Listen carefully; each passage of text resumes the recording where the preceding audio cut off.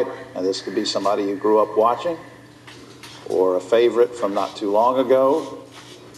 But I think we'd all be interested to know as we carry through this tradition tonight and get ready in just a few minutes to honor a legendary TV crime fighter. Might be kind of a neat way to end up and talk about what impressed you and what do you remember, your favorite TV crime fighter and your favorite series. And they may not be the same. You might have a favorite cop or a detective in a separate series that you like. So, Matt, start out. Obviously in Australia we didn't get all the shows that you guys would have had, but my favorite was Magnum, because that was a chest rug to die for, with a car to die for, and a moat to die for. And I mean, he had charisma and he had the girls, and you know, what more could you ask for?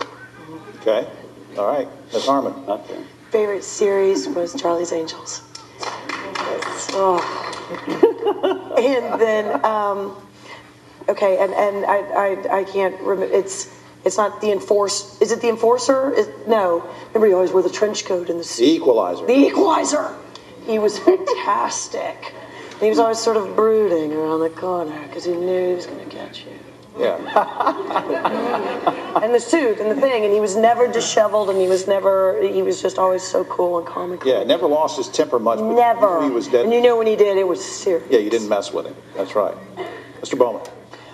When I was a little kid, I loved the show Simon and Simon. Oh, yeah. And, they were actually my imaginary friends. When I'd get in trouble with my mom, I would get embarrassed because it happened in front of Simon and Simon. And you blow wave your hair together. And yeah, all that. But I guess, I don't know, I really like Gerald McRaney's character because he didn't play by the rules.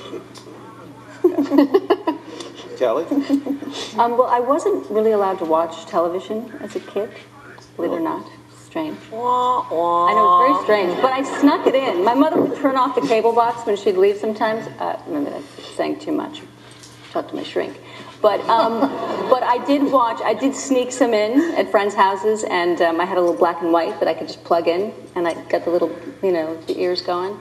And I wanted to be Cagney and Lacey. Nice. They were strong and fantastic, and I liked them. Okay. Boris? Yeah, we didn't get that many shows in Germany either, but like Matt, I loved Simon and Simon, although it was dubbed, so it sounded a little bit different. But what did it sound like? Well, Jared McRaney for once had a really strange voice, and it's so funny because he plays my boss on Undercovers now, which. Wow. I'm completely psychopathic, and I'm so nervous when I first met him because I was such a huge fan. And when I told my brother that he was playing my boss, he freaked out. And he was on the phone from Germany. He was like, couldn't stop. It was crazy. So I met Gerald McRaney. He's a superstar. He's amazing. He is. Miss Mary. My favorite cop show growing up was Hill Street Blues. I was a huge Stephen Bochco fan, and I remember how different it looked, and the song. Remember the song? Yeah. I did my first gymnastics routine, floor routine to that song. I loved it. I loved it, plain and simple. But my cop crush, and everyone, when we were little, we would play emergency in the backyard. And everyone would be in love, like you'd be rescued by Randolph Manch's character, Johnny Cage. I was always in love with Roy, Kevin Tighe. I liked him married and sweet, a little heavier, kind, safe, didn't take the risks. I was like, why take risks? You have to go home to. Get home to your wife. I loved him. I loved Kevin Tighe still, and he did Murder One, and I was like, I love Kevin Tighe. Crazy crush. Crazy.